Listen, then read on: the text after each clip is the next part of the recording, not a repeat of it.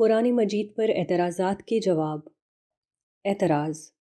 سورہ انعام کی آیت 163 میں حضرت ابراہیم علیہ السلام کو اول المسلمین کہا گیا ہے، جبکہ سورہ زمر کی آیت 12 میں حضرت محمد صلی اللہ علیہ وسلم کو اول المسلمین کہا گیا ہے۔ جواب۔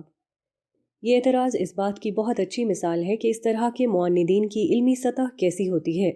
وہ یہ زحمت بھی گوارا نہیں کرتے کہ اعتراض کرتے ہوئے آیات کو غور سے پڑھ لیں۔ ہم قارئین کے لیے دونوں آیات کا ترجمہ نقل کر رہے ہیں، اس کے بعد مزید کچھ کہنے کی ضرورت باقی نہیں رہتی۔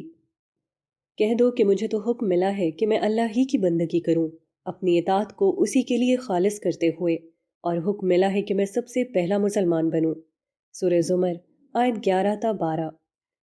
ان سے کہہ دو کہ مجھے تو میرے پروردگار نے ایک سیدھا راستہ دکھا دیا ہے، دین قیم، یعنی ملت ابراہیم کا راستہ جو بالکل یکسو تھا اور ہرگز مشرکوں میں سے نہیں تھا۔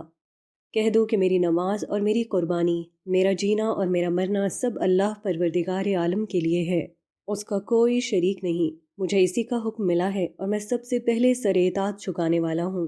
سورہ انعام آیت 161 تا 163۔ یہ دوسری آیت سورہ انعام کی ہے جس میں حضرت ابراہیم کا ذکر آ گیا ہے، مگر صاف واضح ہے کہ اول المسلمین یعنی سب سے پہلے سر اطاعت جھکانے کی بات رسول اللہ صلی اللہ علیہ وسلم کے حوالے ہی سے بیان ہوئی ہے، اس لیے یہ اعتراض بالکل بے بنیاد ہے۔